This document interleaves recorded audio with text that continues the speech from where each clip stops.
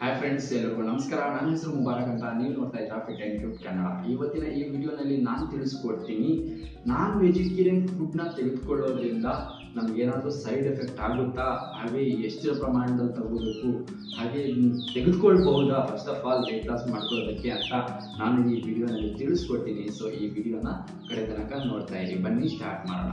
ನೋಡಿ, first non vegetarian foods ಆದಂತಹ fish ಅಂತೆ, ಮತ್ತೆ ಈ ಚಿಕನ್ ಅಂತೆ, ಮಟನ್ ಅಂತೆ, ಇದರಲ್ಲೆಲ್ಲ ಪ್ರೋಟೀನ್ನ ಪ್ರಮಾಣ ಜಾಸ್ತಿ ಇರುತ್ತೆ. ಪ್ರೋಟೀನ್ ಬೇಕೇ ಬೇಕಾಗುತ್ತೆ ವೆಯ್ಟ್ ಲಾಸ್ ಮಾಡ್ಕೊಳ್ಳೋದಕ್ಕೆ. ನಾನು ಫಸ್ಟೂ ಹೇಳಿದ್ದೀನಿ, ಪ್ರೋಟೀನ್ ಪ್ರಮಾಣ ಜಾಸ್ತಿ ಇರಬೇಕು, ಹಾಗೆ ಕಾರ್ಬೋಹೈಡ್ರೇಟ್ನ ಪ್ರಮಾಣ ಕಡಿಮೆ ಇರಬೇಕು ಅಂತ ನಾನು ನನ್ನ ಹಿಂದಿನ ವಿಡಿಯೋಸ್ನಲ್ಲಿ ಹೇಳಿದ್ದೀನಿ. ವೆಯ್ಟ್ ಲಾಸ್ ಮಾಡ್ಕೊಳ್ಳೋವರೆಗೆ ಡಯಟ್ ಡಿಸೈನ್ ಮಾಡ್ಕೋಬೇಕಂದ್ರೆ ಸೊ ದಯವಿಟ್ಟು ನೀವು ಇದನ್ನು ತೆಗೆದುಕೊಳ್ಳಿ.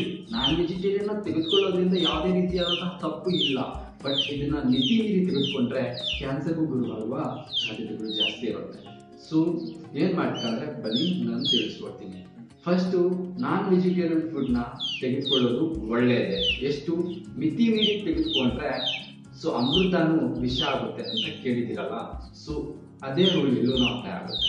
ಎಷ್ಟು ತಗೋಬೇಕು ಅಷ್ಟೇ ತಗೋಬೇಕಾಗುತ್ತೆ. ಫಿಶ್ ತಗೋಬಹುದು ನೀವು, ಹಾಗೆ ಚಿಕನ್ ತಗೋಬಹುದು, ಮಟನ್ ತಗೋಬಹುದು, ರೆಡ್ ಮೀಟ್ ತಗೋಬಹುದು, ಖಂಡಿತ ತೆಗೆದುಕೊಳ್ಬಹುದು. ಯಾವುದೇ ರೀತಿಯಾದಂತಹ ಮೇತ್ ಇದ್ರೆ ನಿಮಗೆ ತೆಗೆದುಕೊಳ್ಬಾರ್ದು ಅಂತ ಅದನ್ನ ತೆಗೆದು ಸೈಡ್ಗೆ ಎಸ್ಬಿಡಿ. ಸೊ ತೆಗೆದುಕೊಳ್ಬಹುದು. ಹೆಂಗ್ ತೆಗೆದುಕೊಳ್ಬಹುದು ಅಂತ ನಾನು ಹೇಳ್ತೀನಿ ಕೇಳಿ. ಸೊ ಹೆಂಗ್ ತೆಗೆದುಕೊಳ್ಬಹುದು ಅಂದ್ರೆ, ಅದರಲ್ಲಿ ಆಯಿಲ್ ಇಂದ ಫ್ರೈ ಮಾಡಬಾರ್ದು. ಚಿಕನ್ ಆಗಲಿ, ಫಿಶ್ನಾಗ್ಲಿ, ಮಟನ್ ಆಗಲಿ, ರೆಡ್ ಮೀಟ್ನಾಗ್ಲಿ ಆಯಿಲ್ ಇಂದ ನೀವು ಫ್ರೈ ಮಾಡಬಾರ್ದು ಫ್ರೆಂಡ್ಸ್. ಮತ್ತೆ ಹಾಗೆ ಕಬಾಬ್ ಮಾಡಕ್ ಟ್ರೈ ಮಾಡ್ತೀರಲ್ವಾ, ಕಬಾಬ್ನ ಖಂಡಿತ ಮಾಡ್ಕೋಬೇಡಿ. KFCಗೆ ಖಂಡಿತ ಹೋಗ್ಬೇಡಿ. ಸೊ ಏನಂದ್ರೆ, ಕಬಾಬ್ನಲ್ಲಿ ನೀವು ಕಲರಿಂಗ್ ಕೊಟ್ಟಿರ್ತೀರ, green colour, red colour. So ಆ ಕಲರ್ಸ್ ನಲ್ಲಿ ಜಾಸ್ತಿ ನಮ್ಮ ಬಾಡಿಗೆ ಬೇಡದೇ ಇರತಕ್ಕಂತಹ ಕೆಮಿಕಲ್ಸ್ ಎಲ್ಲ ಆ್ಯಡ್ ಆಗಿರುತ್ತೆ. ಆ ಕೆಮಿಕಲ್ಸ್ ಇಂದ ನಮ್ಮ ಬಾಡಿಗೆ ತುಂಬಾನೇ ಅಪಾಯ ಇರುತ್ತೆ. ಸೊ ಅದನ್ನ ನೀವು ದಯವಿಟ್ಟು ಕಲರ್ಸ್ ಆ್ಯಡ್ ಮಾಡಬೇಡಿ ಚಿಕನ್ನ. ಸೊ ಬೆಸ್ಟ್ ಸೂಕ್ತವಾದಂತಹ ರೀತಿ ಯಾವುದು ಚಿಕನ್ನ ಹಾಗೂ ಫಿಶ್ನ, ಮಟನ್ನ ಯೂಸ್ ಮಾಡೋದಂದ್ರೆ, ಜಸ್ಟ್ ನೀವು ಅದನ್ನ ಬೇಯಿಸ್ಕೊಂಡು ಉಪ್ಪು ಖಾರ ಹಾಕ್ಬಿಟ್ಟು ತಿನ್ನೋದು ಒಳ್ಳೆಯದು. ಸೊ ಇದು ಸ್ಟಾರ್ಟಿಂಗಲ್ಲಿ ಸ್ವಲ್ಪ ಕಷ್ಟ ಅನ್ಸುತ್ತೆ, ಟೇಸ್ಟ್ ಇರಲ್ಲ, ಸೊ ತಿನ್ನಂಗಿರಲ್ಲ. ಫಸ್ಟ್ ಇದನ್ನ ನೀವು ಇದೇ ರೀತಿ ತೆಗೆದುಕೊಳ್ಬೇಕು. ಸೊ ಈ ರೀತಿ ತೆಗೆದುಕೊಳ್ಳೋದ್ರಿಂದ ಸೊ ನಿಮ್ಮ ಆರೋಗ್ಯನೂ ಚೆನ್ನಾಗಿರುತ್ತೆ, ನಿಮ್ಮ ಬಾಡಿ ಬೇಕಾಗಿರ್ತಕ್ಕಂಥ ಪ್ರೋಟೀನ್ನ ಪ್ರಮಾಣನೂ ಪೂರೈಕೆ ಆಗುತ್ತೆ.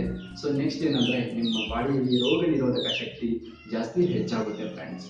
ಸೊ ಇಷ್ಟೆಲ್ಲ ಬೆನಿಫಿಟ್ಸ್ ನಮ್ಮ ಚಿಕನ್ನಿಂದ ಇದೆ. ಹಾಗೆಯೇ ನಾನು ಬೆನಿಫಿಟ್ಸು ಇದು ಆಕ್ಸಿಸ್ ಅಂದರೆ ಜಾಸ್ತಿ ಮಿತಿ ಮೀರಿ ತೆಗೆದುಕೊಂಡ್ರೆ ಯಾವ್ಯಾವ ಪ್ರಮಾಣದಲ್ಲಿ ನಮಗೆ ತೊಂದರೆಗಳು ಉಂಟು ಮಾಡಬಹುದು ಅಂತ ನಾನು ತಿಳಿಸ್ಕೊಡ್ತೀನಿ. ಸೊ ಈ ವಿಡಿಯೋನ ಕಡೆ ತನಕ ನೋಡ್ತಾ ಇರಿ, ಕಂಟಿನ್ಯೂ ಮಾಡಿ. ಸೊ ನೋಡಿ, ಇದರಲ್ಲಿ ರೆಡ್ ಮೀಟ್ ಅಂದರೆ ಕೆಂಪು ಮಟನ್ ಅಂತಾರಲ್ವ, ಅದರಲ್ಲಿ ಜಾಸ್ತಿ ತೆಗೆದುಕೊಂಡ್ರೆ ಅದರಲ್ಲಿ ಕೊಲೆಸ್ಟ್ರಾಲ್ನ ಪ್ರಮಾಣ ನಮ್ಮ ಬಾಡಿಯಲ್ಲಿ ಜಾಸ್ತಿ ಆಗುವ ಸಾಧ್ಯತೆಗಳು ಜಾಸ್ತಿ ಇರುತ್ತೆ. ಸೊ ಕೊಲೆಸ್ಟ್ರಾಲ್ ಯಾವಾಗ ಜಾಸ್ತಿ ಆಗುತ್ತೋ ಇದಕ್ಕೆ ನಿಮಗೆ ಕೊಲೆಸ್ಟ್ರಾಲಿಂದ ಏನೇನು ಪ್ರಾಬ್ಲಮ್ಸ್ ಬರುತ್ತೆ ಅಂತ ನಿಮ್ಗೆ ಆಲ್ರೆಡಿ ಗೊತ್ತಿರುತ್ತೆ. ಸೊ ಒಂದ್ಸರಿ ಬ್ರೆಸ್ಟ್ ಕ್ಯಾನ್ಸರ್ ಬರುವ ಸಾಧ್ಯತೆಗಳು ಜಾಸ್ತಿ ಇರುತ್ತೆ.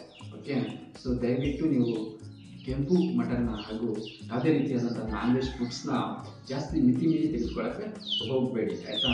ಇದನ್ನ ತೆಗೆದುಕೊಳ್ಳಿ, ಅದೇನೋ ಅಂತಾರಲ್ವಾ, ಸೊ ಅಮೃತ ಕೂಡ ವಿಷ ಆಗುತ್ತಂತೆ ಮಿತಿ ಮೀರಿ ತೆಗೆದುಕೊಂಡ್ಬಿಟ್ರೆ. ಅದೇ ಥರ ಅದೇ ರೂಲ್ ಎಲ್ಲೂ ಅಪ್ಲೈ ಆಗುತ್ತೆ ಅಂದ್ಕೊಂಡು ಸೊ ನೀವು ದಯವಿಟ್ಟು ಇದನ್ನು ಜಾಸ್ತಿ ತೆಗೆದುಕೊಂಡು ಹೋಗಬೇಡಿ, ಆಯಿತಾ? ಸೊ ಖಂಡಿತ ಬೆನಿಫಿಟ್ಸ್ ಇದೆ, ಮತ್ತು ಸೈಡ್ ಎಫೆಕ್ಟ್ಸು ಇದೆ. ಸೈಡ್ ಎಫೆಕ್ಟ್ಸ್ ಯಾವಾಗಂದರೆ ಮಿತಿ ಮೀರಿ ತೆಗೆದುಕೊಂಡ್ರೆ, ಸೊ ಬೆನಿಫಿಟ್ಸ್ ಯಾವಾಗಂದರೆ ಲಿಮಿಟಲ್ಲಿ ತೆಗೆದುಕೊಂಡ್ರೆ. ಓಕೆ, ನಮ್ಮ ವಿಡಿಯೋನಲ್ಲಿ ನಿಮಗೆ ಆನ್ಸರ್ ಸಿಕ್ಕಿದೆ ಅನಿಸುತ್ತೆ. ಸೊ ನಮ್ಮ ಈ ವಿಡಿಯೋ ನೋಡಿದ್ದಕ್ಕೆ ನಿಮ್ಮೆಲ್ಲರಿಗೂ ತುಂಬ ಧನ್ಯವಾದಗಳು. ನಿಮ್ಮ ದಿನ ಶುಭವಾಗಿರಲಿ. ನೀವು ನಮ್ಮ ಚಾನಲ್ಗೆ ಹೊಸಬರಾಗಿದ್ದರೆ ನಮ್ಮ ಚಾನಲ್ನ ಸಬ್ಸ್ಕ್ರೈಬ್ ಮಾಡ್ಕೊಳ್ಳಿ friends. Okay, bye. Next video